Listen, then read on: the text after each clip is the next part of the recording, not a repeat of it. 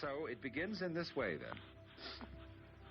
You have a problem, which is, I want out. You see, here I'm involved in the samsara, in the round. And it's becoming extremely inconvenient, painful. I feel threatened by disease and death and loss of possessions and friends and so on, and it's just all terrible. Is there anybody who knows what to do? Well, it looks as if there were some guys over there who don't seem worried. They are priests or monks or sages or whatever it may be, and so people go and say to those people, look, what are we going to do? And those people turn back and say, all right, isn't it clear that you suffer because you desire? You always want something else than what is. And so you're always being disappointed. You are made so that you wear out. So you fall apart. And you want not to be that way. But you see, if you weren't falling apart all the time, you wouldn't be alive. So there's a contradiction between what you say. You say, I would like to have pleasure, but I don't want pain. But in order to have pleasure, you must have a certain kind of sensitivity. If you have that, it can get hurt, as well as delighted. So what do you want? So the teacher gradually makes you examine what you want.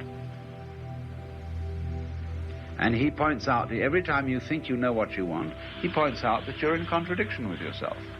You haven't thought it through. And later on you come to the limits of where you can think it through. And he takes you into another stage. He then asks you, who are you? What are you?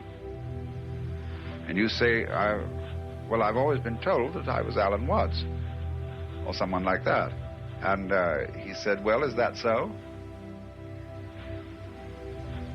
And so I have to go back and I have to look and find out, who am I?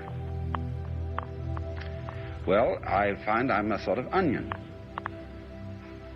I find that what I did present to him as myself was a mask, and I peel it off.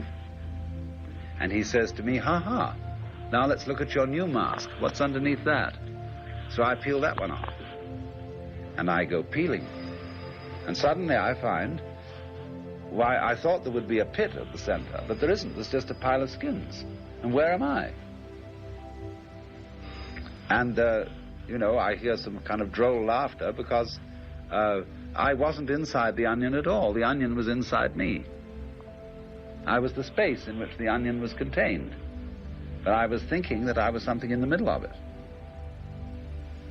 Or that I was a particular skin, a particular surface. The teacher has many, many ways of, they're called upaya, or skillful means, for getting people to find this out. All he really does basically is ask, what is it? What is reality? What is existence? And he makes you look at it. And you can do that in many kinds of ways. For example, you can take the end of your spectacles and bite. And you can feel that on your teeth, and you can concentrate your whole mind on that bite and try and find out, what is it that I'm biting? What is biting? What is the effort I feel inside my muscles? Where does that effort come from? What is the source of the physical activity? Concentrate on that. What is that thing that's there?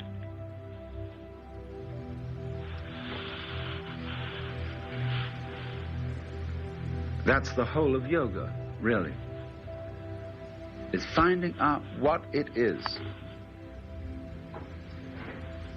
So very often, you see, a teacher, in trying to get you to a certain point of understanding as to what something is, will go, hut!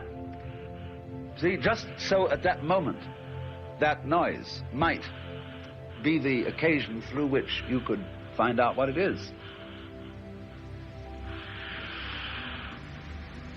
Well, you see, you go on and on and on into this. And eventually, you come to the point where you find out that what it is you. You want one thing and it another. Although we're playing it that way, because that's the hide-and-seek game.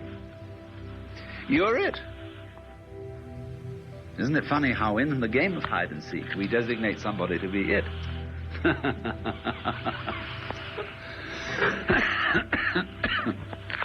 Now, that means then, you see, that you come to the point where you see through the game.